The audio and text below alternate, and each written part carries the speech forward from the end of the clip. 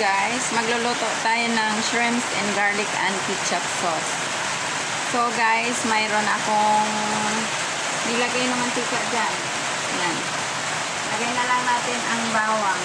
Isabay ko na ang paminta at asin guys.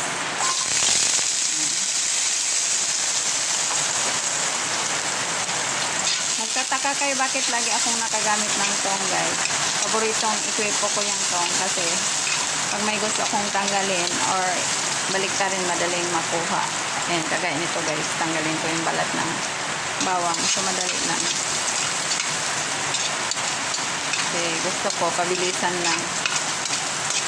So, isunod na natin dyan ang kamatis at saka red onion guys. Ayan. Actually, optional yung red onion at kamatis guys. Pero dahil may sobra pa ako, dagdag na natin kasi sayang naman. Dagdag flavor din yan.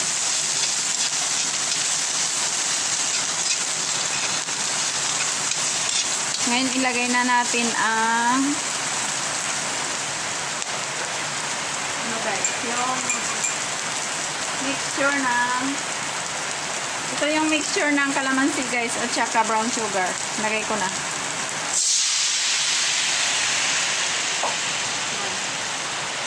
Lagay ko na rin ang magic sarap guys para matikman natin kung anong lasa, tapos adjust na lang bago ilagay yung hipon. Kasi ang hipon guys, pag pinatagal mo, maging rubbery ang ano niyan, ang texture niya. So kung rubbery ang texture ng hipon, matagalan kang magnguya. Tsaka mahirap na i-digest yan kasi matigas na. So tikman na natin ang lasa ng sauce. Kulang pa ng asin guys. Pero masarap na siya. Lagay ko muna tong ketchup guys. Yan, ketchup. Banana ketchup. Pag gusto mo ng matamis guys, banana ketchup. Pero kung gusto mo ng maasim, gamitin mo ay yung tomato ketchup. Kaya ng Heinz o kaya Del Monte. Yan. Maasin na ketchup yan. So, dahil kulang ng asin guys, dinagdagan ko. Kasa natin ako.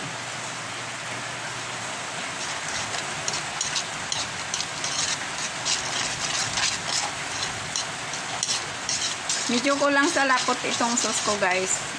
Kasi, humingi lang ako ng ketchup sa sister ko. So, yun.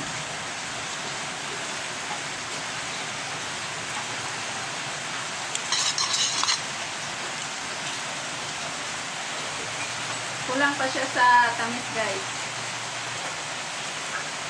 Dagan pa natin ng asukal.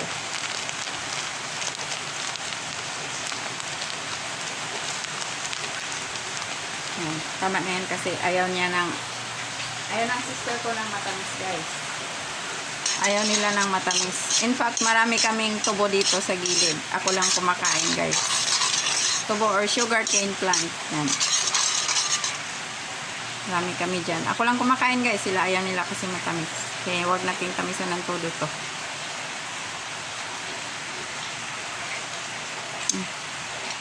Okay na siya guys. Pero, nagdagan ko pa ng magic sarap. Kapartner ko sa loto guys, magic sarap.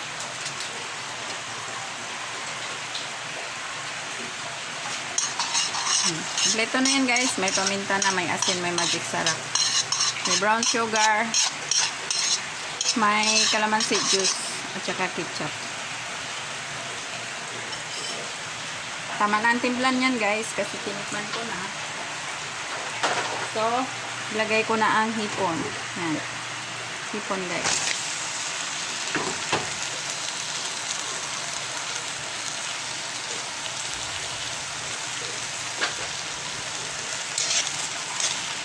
Halo-halo lang sa hipon. Hanggang sa magpula siya. Pula na lahat, luto na yun guys.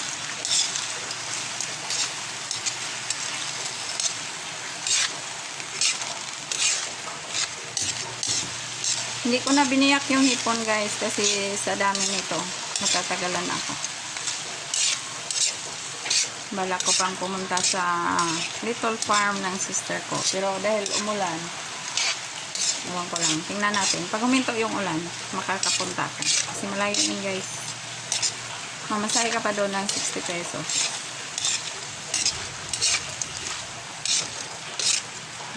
Malaki yun. Hindi naman totally malaki. Mga 2 hectares lang yung farm niya. Pero wala kasi nag-aalaga doon guys. So, kami lang kung sino may time.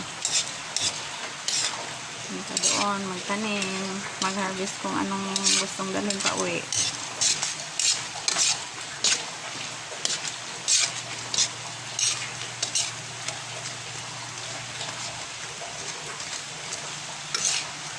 Yung gusto ko sanang puntahan tapon guys, yung breadfruit. Kaso wala na palang bunga. Hindi na season ng breadfruit ngayon. Ang dami daw ng breadfruit doon pag namunga. Next time ko lang pumunta kahapon guys doon. Dami din mangga doon. Yung atis. So sa tansya ko guys, okay na to dahil pag may tira na may iinitin pa. So para hindi tayo kumain ng rubbery na shrimps. So kapag pulang-pula na, okay na yan siya guys. Cook na yan. So, thank you so much guys for watching.